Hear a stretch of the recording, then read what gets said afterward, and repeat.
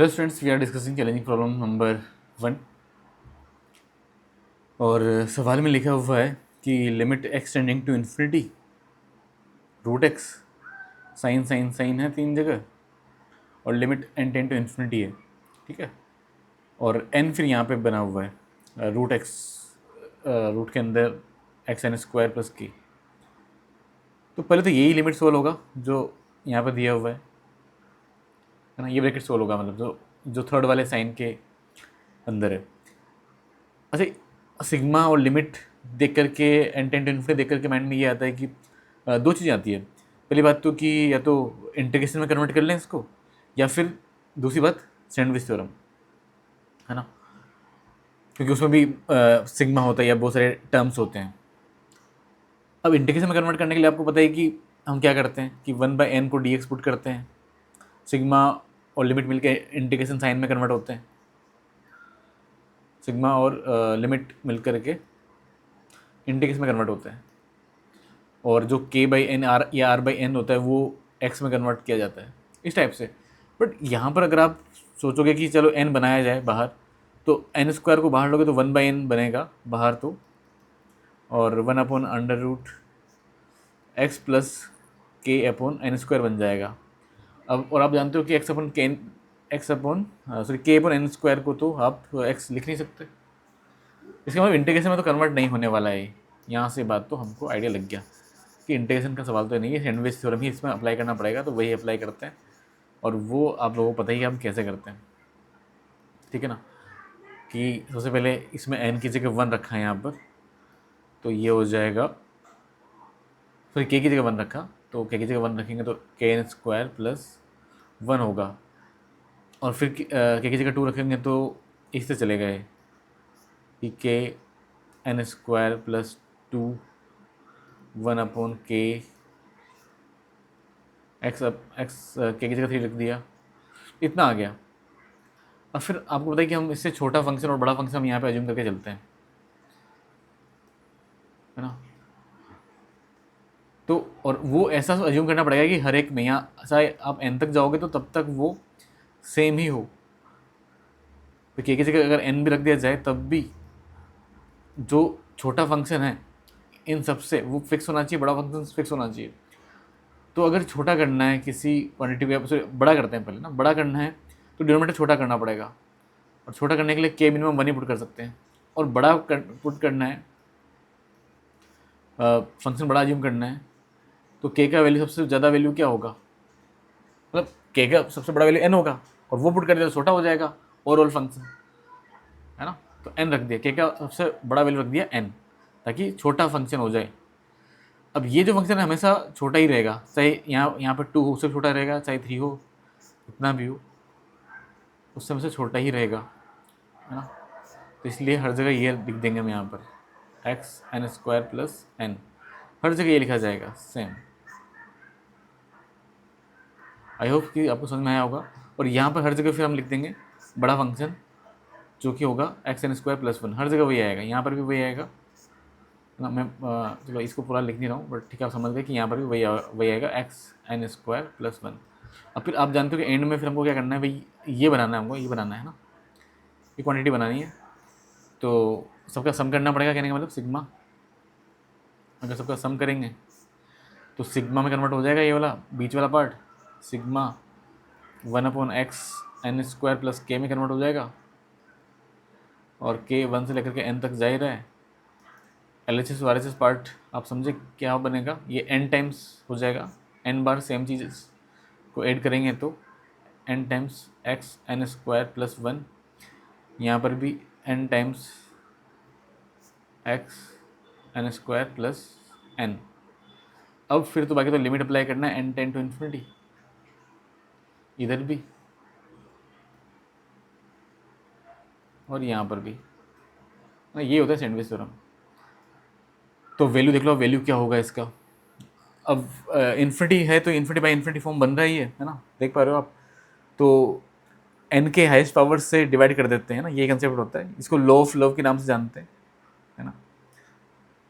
कोटा में इसको law of love के नाम से लोग बोलते हैं, मतलब ठीक है, ऐसा कोई नीड नहीं है कि उसके नाम से बोलना जरूरी है, ऐसा कुछ नहीं है, बट हाँ उसमें थोड़ा सा फनी बनाने के लिए, उस चीज़ को इंटरेस्टिंग बनाने के लिए, ठीक है। तो एन स्क्वायर से डिवाइड कर देते हैं।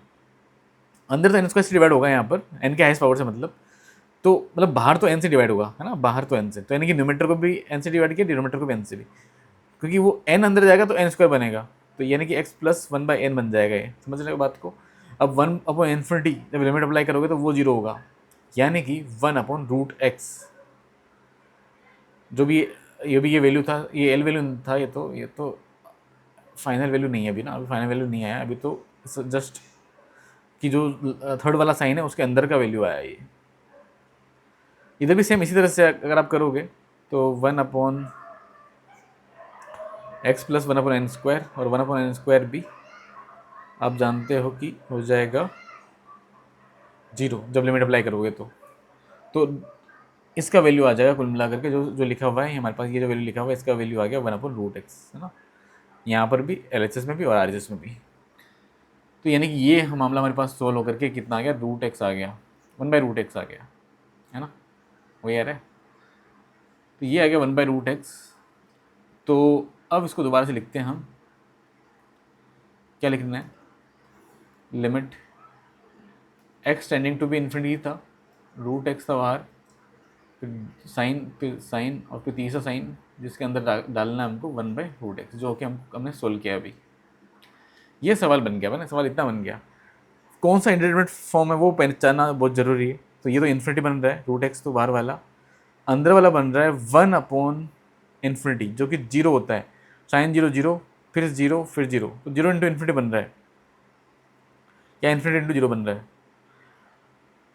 तो करना क्या चाहिए यहाँ पर, करना यही चाहिए कि साइन एक्स बाई एक्स लगाएं हम, है ना।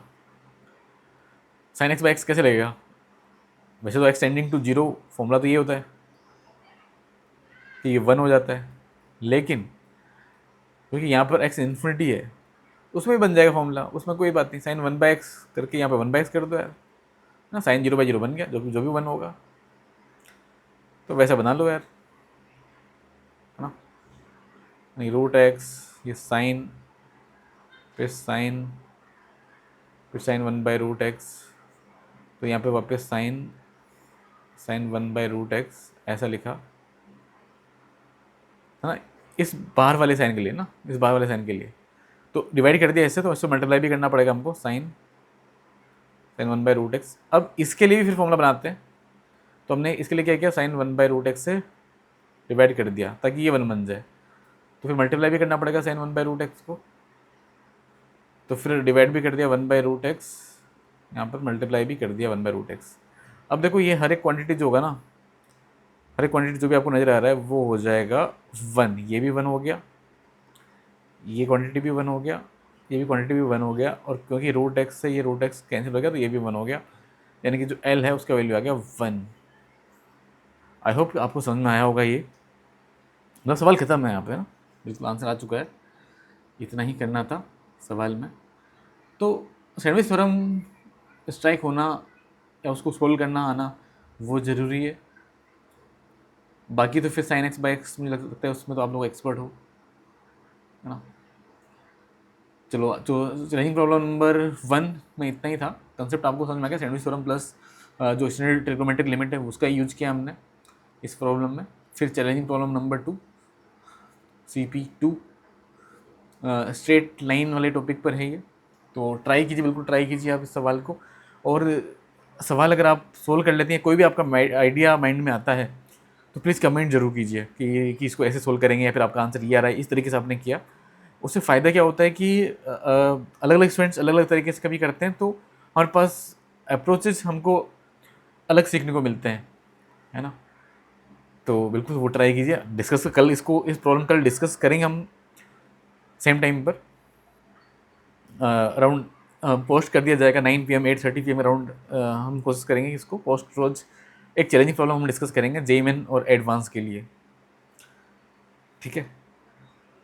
तो ये आप ट्राई कीजिए, और इसका आंसर अगर आप सोल्व कर पाते हैं इसको, या कोई भी आइडिया आता है तो कमेंट जरूर कीजिए। फिर मिलते हैं हम नेक्स्ट लेक्चर में कल। अच्छा, और उसके अलावा थोड़ी बातें कर लेते हैं। ये जे मेन वाला या जे मेन प्लस एडवांस वाला जो चैलेंज प्रॉब्लम सीरीज़ है 2025, ये कंटिन्यू रहेगा हमारा थ्रू आउट द ईयर, मतलब। और पहले थोड़ा मेंस रिलेटेड प्रॉब्लम रहेंगे जब तक जे मेन होगा, मतलब बीच में एडवांस के भी डालते रहेंगे। फिर जब मेंस खत्म हो जाएगा तो प्रॉपर एडवांस वाले प्रॉब्लम स्टार्ट होंगे। तो हाँ, इनको आप ज़रूर ट्राई कीजिए। कुछ अलग अलग नए नए प्रॉब्लम लेके आएंगे। और हाँ, इसका जे मेन का एक मिक्स प्रॉब्लम सीरीज भी लेके आएंगे, नए नए क्वेश्चंस। तो वो भी स्टार्ट होगा कल से, ठीक है। तो तब तक के लिए इतना ही। आप ट्राई कीजिए इस सवाल को और पढ़ते रहिए ना। कोई भी डाउट रहे तो आप टेलीग्राम ग्रुप में वहाँ पे पूछ सकते हैं। अगर आप व्हाट्सएप ग्रुप में तो वहाँ पर भी आप अपने डाउट्स या कोई भी जे मेन या advance related preparation related issue है, आपका प्रिपरेशन की क्या चल रही है, कोई भी आपको मन में है बात, तो आप पूछ सकते हैं उस बात को, ठीक है। अपने मन में मत रखिए, कोई भी अगर बात है तो बिल्कुल आप पूछ लीजिए मेरे से, ठीक है। ओके, ठीक है, मिलते हैं कल।